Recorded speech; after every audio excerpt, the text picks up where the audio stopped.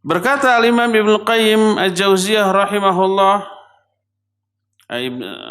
beliau menyatakan, wa nahallahu wa rasuluhu 'anil huzn li'annahu la yajlubu manfa'ah wa la yadfa'u madharrah fala fa'idata fihi wa ma la fa'idata fihi la ya'murullahu bih. Allah dan Rasulnya telah melarang dari kesedihan. Karena kesedihan tidak akan bisa meraih manfaat, juga tidak bisa menolak madarat, dan apa yang tidak ada faidahnya tidak mungkin untuk diperintahkan oleh Allah Subhanahu wa taala. Itu yang pertama. Kedua, kesedihan ini adalah sesuatu yang disukai oleh setan laknatullah. Berkata Al-Imam Ibnu Qayyim dalam kitab Madarijus Salikin, wali annal huzna la maslahata fihi lil qalb wa ahabbu syai'in ila syaitan ayyahzunal abdu liyaqta'ahu an sayrihi wa yuqifahu an suluki. Karena kesedihan itu tidak ada maslahatnya bagi hati. Dan sesuatu yang paling dicintai oleh setan agar hamba merasa bersedih, lalu terputuslah dia dari langkahnya, berhentilah dia dari ikhtiar perjalanan yang akan dilakukannya. Berfirman Allah dalam surah Al-Mujadilah ayat yang ke-10, innaman najwa minasyaitani liyahzunal ladzina amanu. Sesungguhnya bisik-bisik itu dari setan agar orang mukmin merasa bersedih. Jadi sedih ini batu loncatan bagi setan untuk menggoda dengan godaan yang lebih dahsyat. Ketika seorang mukmin sedang fresh, sedang senang, sedang gembira, sedang normal, sedang stabil, digoda susah. Karena saat itu fundamennya lagi kuat. Digoyahkan dulu fundamennya dengan cara dikasih kesedihan. Setelah kesedihan dia merenung, dia alum, muyung gitu ya, sedih, baru lebih mudah lagi untuk digoda oleh setan laknatullahi alaihi. Ya. Walhasil kesedihan adalah sesuatu yang dilarang oleh Allah, dilarang oleh Rasulnya, tidak ada maslahatnya, tidak ada manfaatnya. Dan Nabi SAW pun berlindung kepada Allah dari kesedihan. Ya, itu yang pertama, bahwa sedih itu nggak bagus. Adapun yang dimaksud tidak boleh bersedih, apakah menunjukkan bersedih itu dosa? Sebab kalau kita dapat musibah lalu kita sedih, wajar apa tidak? Wajar, ya. Ada salah seorang orang yang kita cintai kena musibah atau bahkan meninggal. Lalu kita sedih dan nangis. Wajar tidak? Iya, wajar. Normal. Lalu kenapa tidak boleh bersedih? Tidak boleh terjerumus ke dalam sesuatu yang tidak bisa dihindari. Orang tidak mungkin senang terus, tidak mungkin gembira terus, bahagia terus, happy terus, suka terus. Pasti ada sedihnya. Ya, apakah ketika sedih berdosa? Enggak. Maknanya adalah, ya, pertama, jangan melakukan, mengatakan sesuatu yang menimbulkan kesedihan. Karena kesedihan adalah posisi di saat iman seseorang melemah. Contoh umpamanya, ini sering nih, banyak nih. Kita mengalami banyak musibah di masa lalu. Lalu kita ceritakan lagi. Ketika menceritakannya kita sambil apa? Nangis, karena kesedihan masa lalu itu terbayang lagi, terasa lagi. Kesedihan itu ibarat api dalam sekam. Durukan hu'ud itu artinya api dalam sekam. Tahu sekam kan? Hu'ud, sekam. Kulit apa? kulit padi. Isi padi apa? Beras. Berasnya sudah diambilin, tinggal kulitnya, itu sekam. Nah, kalau bahasa Sunda, huut itu yang lembut-lembutnya. Kalau yang badagna naon ya? Gabah? Naon Pak Taufik nu badagna? Huut badag. Huut badag. Huut badag. Itu kalau huut atau sekam dibakar, itu bertahan lama itu. Kalau nggak dibanjur sama air nggak akan padam.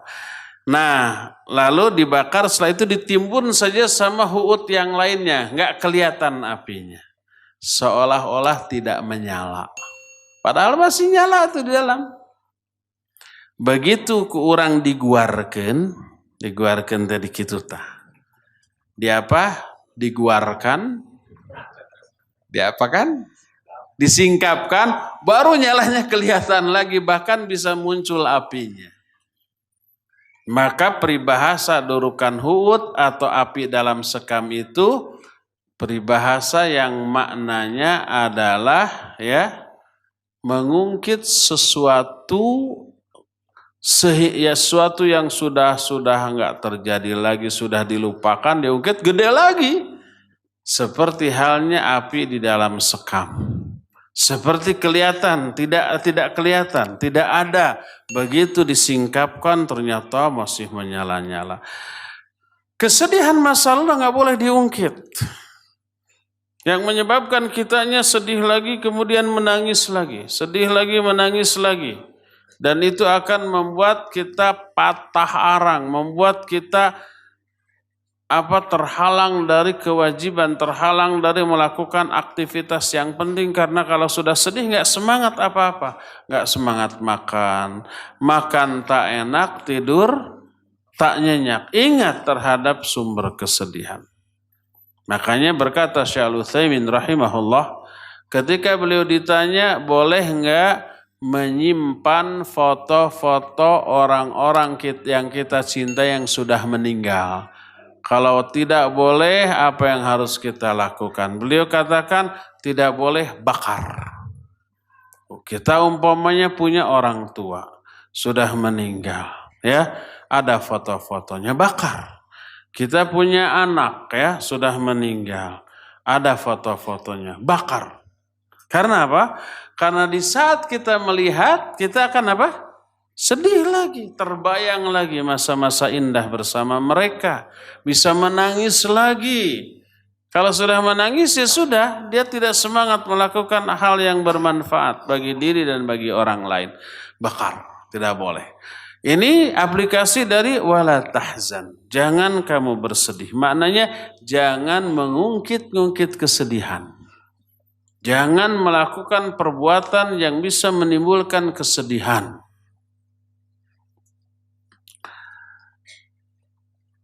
Al-haznu laisa min manazilis sairina ilallah.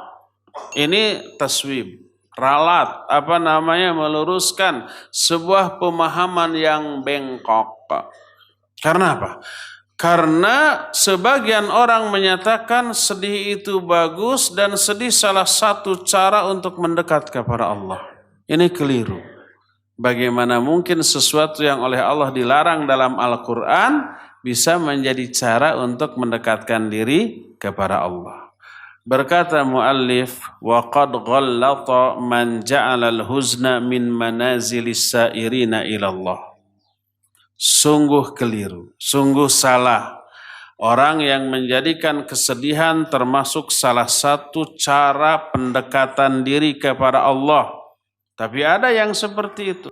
Sebuah kitab namanya Manazilus Sairin. Manazilus Sairin ini kitab sufi yang disusun oleh Al-Harawi. Dan isinya banyak keliru, lalu oleh Imam Ibnu Qayyim diluruskan. Nah, buku yang berisi koreksi terhadap kitab tadi disebut Madarijus Salikin. Ya, itu ta'liq kepada kitab Manazilus Sairin. Berkata Al-Harawi, min manazil iyyaka na'budu wa iyyaka nasta'in manzilatul huzn. Kata Al-Harawi, ayat ya, pelaksanaan dari ayat iyyaka na'budu wa iyyaka nasta'in, hanya kepada Engkau kami ibadah dan hanya kepada Engkau kami minta pertolongan, ini termasuk manzilatul huzn. Manzilatul huzn teh kedudukan atau posisi ketika orang itu menumpahkan kesedihan. Iyyaka na'budu, silakan bersedih. Wa iyyaka nasta'in, silakan bersedih ketika beribadah kepada Allah. Sedih karena kita banyak dosa, sedih karena kurangnya khidmat dan ibadah kita kepada Allah, itu kata mereka. Maka ini dibantah oleh siapa? Oleh Al-Imam Ibnul Qayyim Al-Jauziyah. Beliau menyatakan wa hadza khilafu ma dalla alaihi al-kitab was sunnah. Ini menyimpang dari apa yang sudah dijelaskan dalam kitab dan sunnah. Ada sebuah hadis, innallaha yuhibbu kulla qalbin hazin. Sesungguhnya Allah mencintai setiap hati yang sedih. Ini dikutip oleh Al-Harawi, ya. Nah, hadis ini adalah hadis palsu yang la aslalahu, perawinya juga tidak ada, apalagi sanadnya. Tapi dinisbatkan kepada Nabi SAW. Berkata Imam Ibnu Qayyim, fal huznu musibatun minal masaib allati yabtalillahu biha 'abdah fa idza btuliya bihil 'abdu fa sabara 'alaihi ahabba sabrahu wa 'ala balaihi. Kesedihan adalah salah satu di antara musibah. Allah menguji seorang hamba dengan musibah itu. Bila seorang hamba diberi musibah lalu sabar, maka Allah mencintai kesabaran dia terhadap bala tersebut. Yang dicintai oleh Allah adalah kesabarannya, bukan kesedihannya. Sedih, nangis terus tapi tidak sabar, ya jelek. Sedih, nangis sampai gogorowokan, jejeritan, ya gogoleran, nolongseran gitu. Apa namanya itu? Meratap, itu malah dibenci oleh Allah Subhanahu wa ta'ala. Juga ada hadis lain yang menyatakan idza ahabballahu 'abdan nasaba fi qalbihi naihahu wa idza abghada 'abdan ja'ala fi qalbihi mizmara. Sesungguhnya Allah mencintai seorang hamba yang di dalam hati hamba itu ada rintihan, tangisan. Kalau ada rintihan atau tangisan, tandanya dia sedang apa? Menangis. Ya. Dan apabila Allah Azza wa Jalla membenci seorang hamba, Allah akan jadikan mizmar di dalam hatinya. Mizmar itu alat musik tiup tuh yang apa namanya tuh? Seruling. Jadi hahaleuangan we kitu tah. Hahariringan. Athar ini adalah athar Israiliyat yang tidak bisa dijadikan hujjah sekalipun ada makna sahih di dalam riwayat ini. Makna sahihnya adalah yang dimaksud Allah mencintai rintihan hati seorang mukmin adalah tangisan seorang mukmin ketika dia menyesali dosa-dosanya, tobat kepada Allah, menyesali semua dosa yang pernah dilakukannya, dia merintih. Itu yang Allah cintai. Adapun kalau merintihnya bukan karena sebab itu, ya, bahkan merintihnya itu wujud keputusasaan terhadap kesulitan yang Allah berikan kepada dia, itu malah dosa, tidak boleh. Jadi kalau toh athar tadi bahwa Allah mencintai seorang hamba yang terdapat rintihan di dalam hatinya, maknanya adalah rintihan tangisan karena takut kepada Allah atas dosa-dosanya. Dan ini sangat dianjurkan, diperintahkan. Rasul sallallahu alaihi wasallam menyatakan, ya, la yalijun nara man baka min khasyatillah. Tidak akan masuk ke dalam neraka orang yang menangis karena takut kepada Allah. Sab'atun yudhilluhumullahu fi dhillih yauma la dhilla illa dhilluh. Ada 7 golongan manusia. 7 golongan manusia yang Allah akan menaungi mereka di bawah naungannya. Pada hari yang tidak ada di hari itu naungan lain kecuali naungan Allah. Di antara 7 itu ada 1 rajulun dzakarallaha khalian fafadat aina. Seorang laki-laki juga perempuan yang berzikir kepada Allah sendirian, gak ada orang lain, lalu berurailah air matanya, menangis karena takut kepada Allah Azza wa Jalla atas dosa-dosanya. Ya, ini benar. Sebaliknya, orang yang fajir adalah orang yang di dalam hatinya ada kecanduan dan kesenangan terhadap musik dan nyanyian. Kalau Allah Azza wa Jalla membenci seorang hamba, dihembuskanlah ke dalam hati hamba itu keinginan untuk bersenandung, untuk menyanyi, untuk bermain musik dan seterusnya. Dan itu diresapi secara khusyuk dengan hati. Diikuti oleh anggota badan. Ketika bersenandung, apa yang terjadi? Maka kepalanya unggut-unggutan begini ya. Kemudian si tangannya tataluh, si kakinya juga ikut tataluh, badannya juga ikut goyang-goyang, diresapi. Kenapa lagu bisa menghibur? Sebab khusyuk. Ada penghayatan terhadap lirik lagu tersebut. Apalagi isinya liriknya sesuai dengan kondisi kita, habis patah hati gitu, itu banyak lagu-lagu yang cengeng, menunjukkan patah hati si penyanyinya. Aduh, klop pas banget. Kalau itu terjadi, maka itu tanda Allah sedang membenci orang itu, bukan sedang mencintai, ya. Adapun kalau seseorang mengalami musibah lalu dia sedih dan menangis, sampai sedih dan menangis dia tidak berdosa. Kesedihan tidak menimbulkan dosa, juga tidak melahirkan pahala.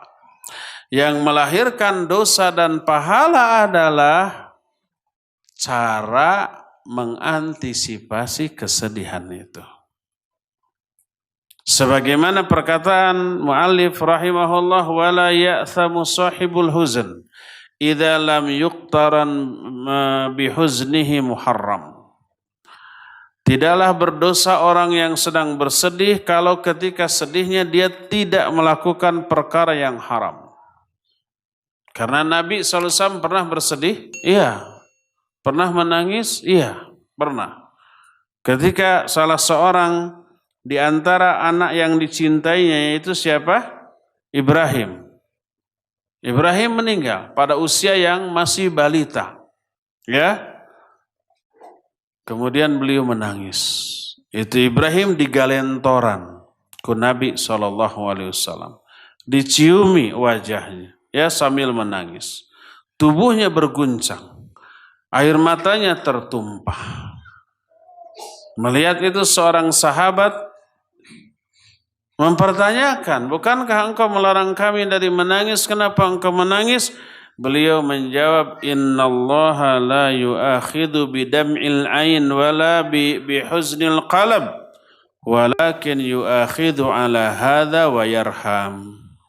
Wa asyara biyadihi ila lisanih. Hadis ini sahih diriwayatkan oleh Imam Bukhari dalam kitab Sahih Bukhari dari Abdullah bin Umar radhiyallahu anhum. Kata beliau, sesungguhnya Allah tidak akan mengadab mata yang menangis dan hati yang sedang bersedih. Tapi Allah hanyalah akan mengadab atau merahmati orang karena ini nih. Sambil menunjuk dengan tangannya ke lisannya. Apa sih yang keluar dari lisan orang itu ketika orang itu bersedih? Kalau ketika bersedih dia mengatakan kata-kata yang menggambarkan keputusasaan, ketidakridhoan. Ya Allah, kenapa engkau renggut nyawa dia? Kenapa tuh musuh saya dibiarkan sehat? Umpamanya ya, seolah-olah Allah salah takdir gitu. Maka itu bisa berdosa. Sampai dia menjerit-jerit, teriak-teriak gitu ya, lolongseran, gogoleran, kokosehan, ya dosa.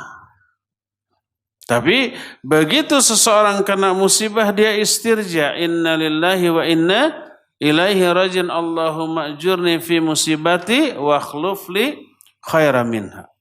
Ya Allah, beri saya pahala dalam musibah itu dan ganti kepada saya yang lebih baik daripada ini. Nah, dia sabar. Dia yakin itu adalah takdir Allah. Dia diuji oleh Allah tentang kesabarannya. Ya, maka barulah jadi apa? Baru dia jadi pahala. Allah akan merahmati. Yang dia lakukan ketika sedih, berdoa dengan doa-doa yang diajarkan dalam Al-Quran, dalam hadis ketika bersedih. Maka jadi pahala. Dalam hadis lain yang diriwayatkan Imam Bukhari juga dalam kitab Sahih Bukhari dari Anas bin Malik radhiyallahu anhu, Nabi SAW bersabda, innal aina tadma wal qalba yahzan wala naqulu illa ma yurdi rabbuna. Sesungguhnya mata boleh menangis, hati boleh bersedih, tapi kita tidak berkata apapun ketika nangis dan sedih kecuali dengan perkataan yang diridhoi oleh Allah Subhanahu wa taala. Jadi ketika seorang bersedih karena memperoleh musibah, dia tidak berdosa dan juga tidak berpahala. Dosa dan pahala baru lahir, baru ditetapkan melihat respon orang itu terhadap kesedihannya. Ya, kalau dia salah mengantisipasi, dosa.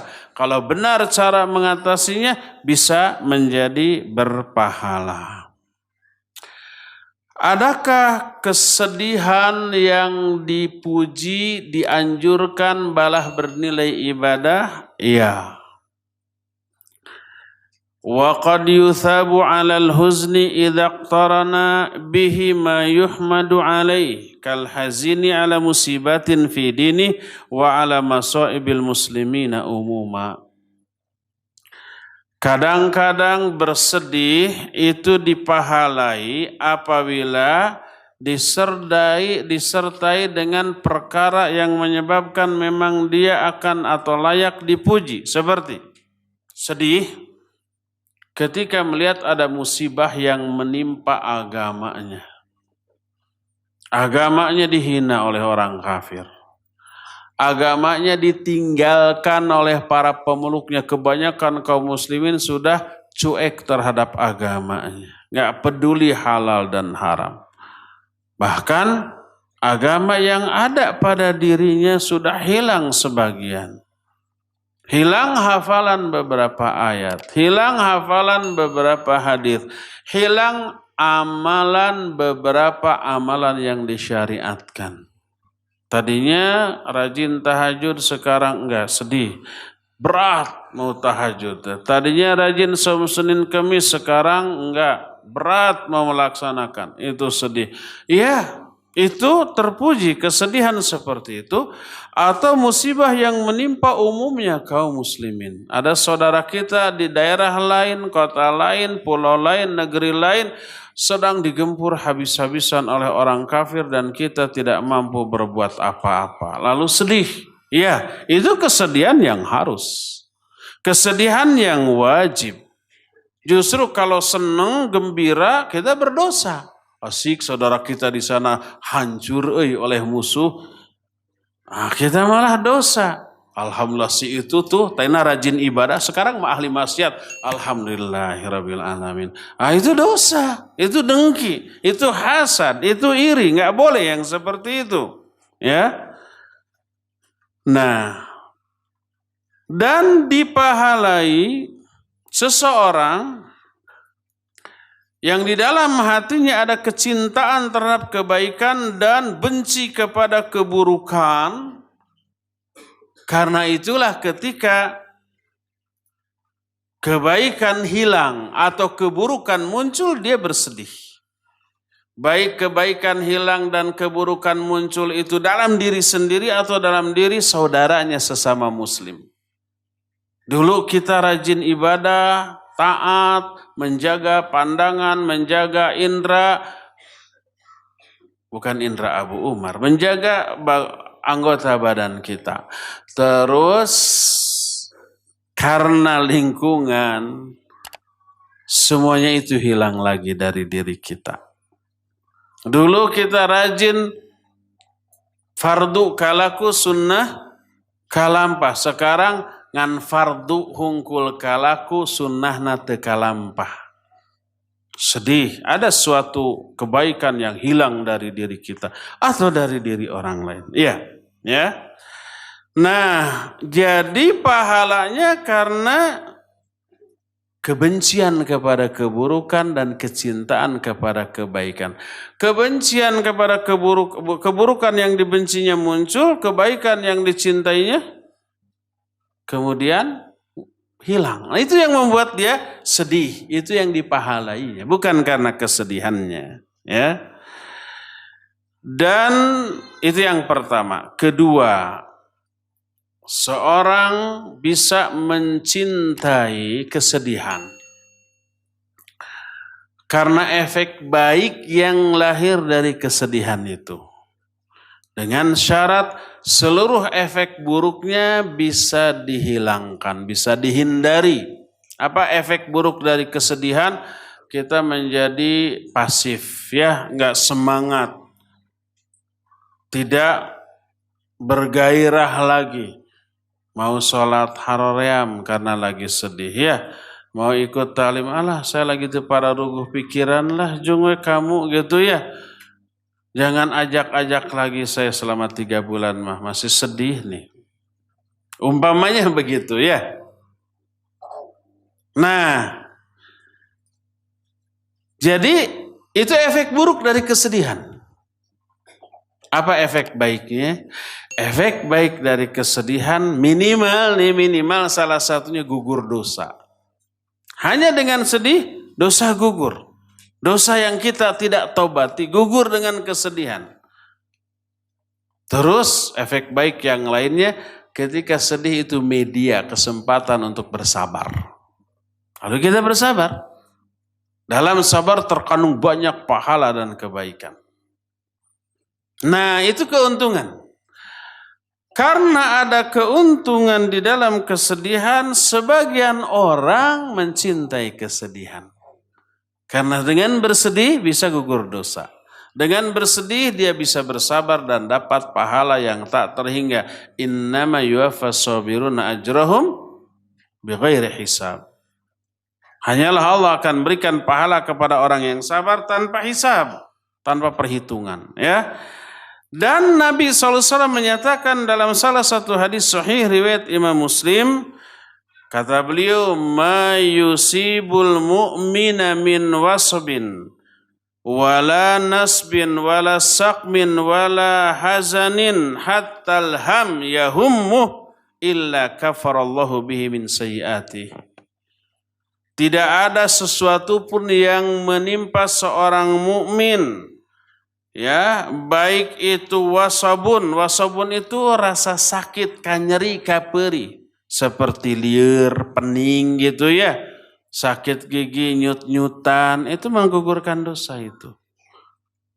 Tapi jangan diambil kesimpulan sugane sakit gigi seumur hidup. Jangan, sebab kadang-kadang itu bisa menghalangi kita dari kebaikan. Tidaklah ada sesuatu pun yang menimpa seorang mukmin, baik itu wasbun ataupun nasabun. Nasab artinya kelelahan, kecapean. Kita olahraga capek tidak? Nah, itu nasab. Kelelahan, kecapean. Apalagi capeknya dari ibadah. Capeknya kerja umpamanya mencari nafkah. Capeknya umpamanya kerja bakti.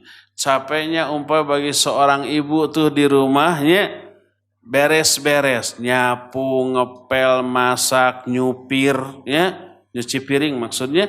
Itu capek, ya, itu menggugurkan dosa. Tidak ada sesuatu pun yang menimpa seorang mukmin, baik kesakitan ataupun kelelahan, ya, wala sakmin ataupun penyakit, wala huznin ataupun kesedihan, walalham atau keresahan. Kita resah, kita gelisah, illa kafarallahu bihi min sayyiati, kecuali Allah akan menghapus dosa kesalahan orang itu karena hal-hal tadi. Begitu umpamanya ada SMS masuk, SMS kaleng, mencaci maki kita, orang itu nggak dikenal, ya. Kita baca, dihina dengan hinaan yang luar biasa, apa perasaan hati kita? Sedih, mangkal, kesal, itu menggugurkan dosa.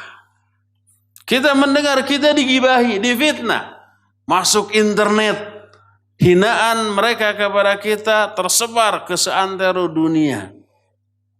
Maka seringkali kita apa? Sedih, ya, kesel, kadang ada dendam. Ada huzn, ada ham.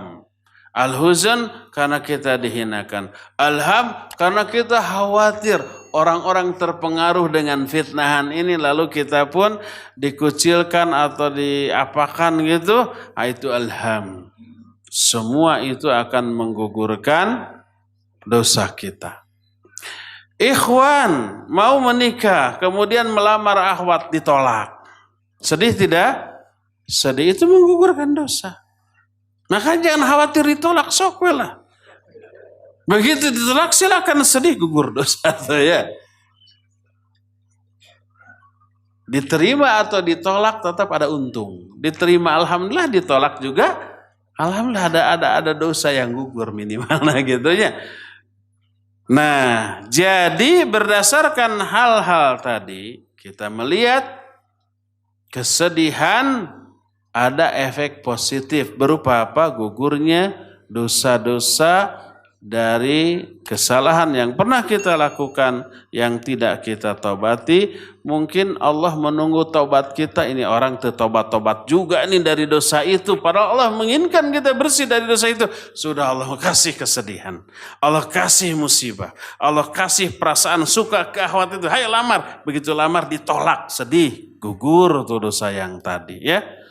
Maka sering-seringlah melamar, dan kemungkinan untuk ditolak juga semakin banyak, semakin besar. Kemungkinan untuk sedih juga semakin besar, dan itu menunjukkan dosa kita akan diampuni. Tapi dengan syarat tetap antisipasi kesedihan itu secara benar, jangan secara salah.